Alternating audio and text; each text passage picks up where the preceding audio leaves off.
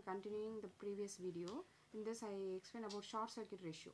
Short circuit ratio is a ratio of field current for open circuit voltage to field current for short circuit current. So I want to find out these two from the characteristics curve. So I need a open circuit characteristic curve for the synchronous machine and the short circuit characteristic curve. So open circuit, nothing but your stator windings are in open condition. Short circuit means your stator windings are in short circuit condition. So it gives, during the short circuit condition it gives a current. During the open circuit condition it gives the voltage. So here this represents a per unit value. Both x and y axis are using per unit value. So this is a maximum value when during the open circuit condition, if the output is rated, then rated by rated, automatically the value is 1.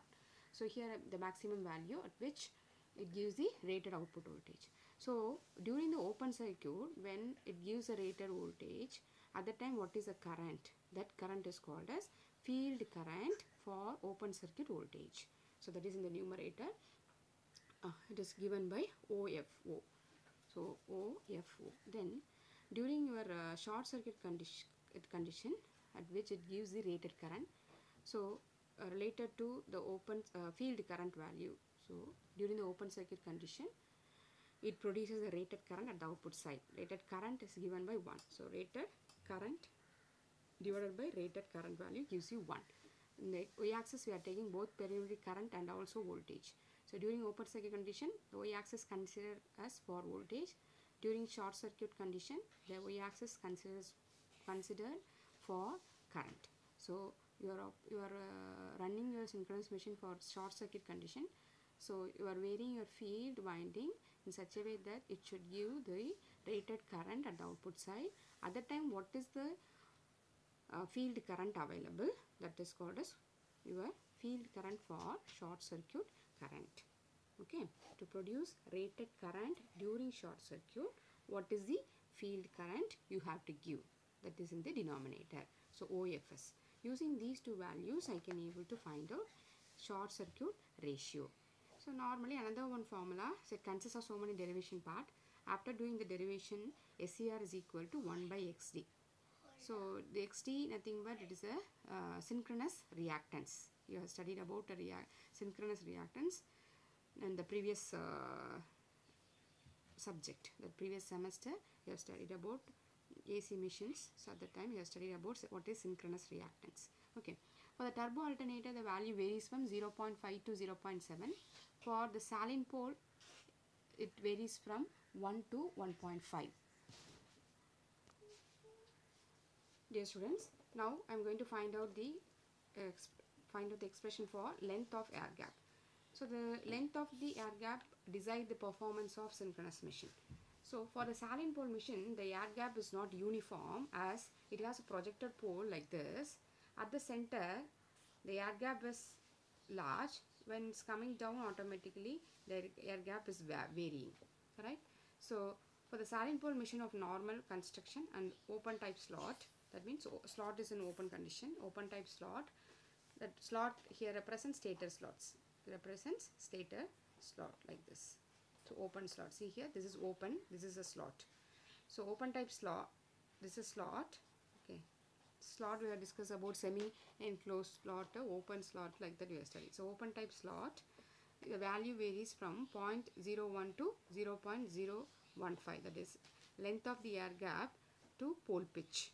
Length of the air gap to the pole pitch ratio is given by 0.01 to 0.015. So this LG here we are considering at the center. At the center we are considering LG. For synchronous motors designed with maximum output 1.5 times rated output. So you are designing a synchronous motor the maximum output which is 1.5 times greater than its rated output. At the time this ratio LG by tau is equal to 0.002. These are the standard values. Then armature design is similar to your induction motor design. The same procedure you have to use it. So turbo alternator, design of turbo alternator.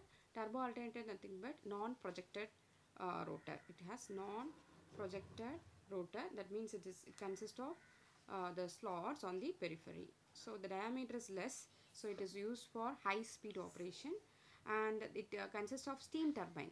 Steam is used as a medium which runs the prime mover and also gives a mechanical output, mechanical input and electrical output. So design of turbo alternator. So the diameter varies, diameter limited by the maximum peripheral speed VA, correct? So just we have to rearrange that output equation by using this limiting factor VA, by using the limiting factor VA.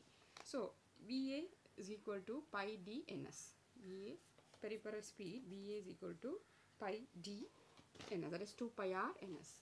From that I am calculating d is equal to VA by pi ns. Already I am having output equation Q is equal to C naught d square L ns. Now I am going to rearrange this equation in terms of VA.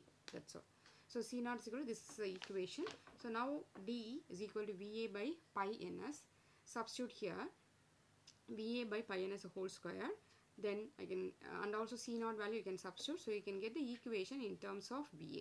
So Q is equal to 1.11 BAV AC kWs VA squared by ns L into 10 to the power minus 3. So VA is equal to pi d ns. So VA is a limiting factor.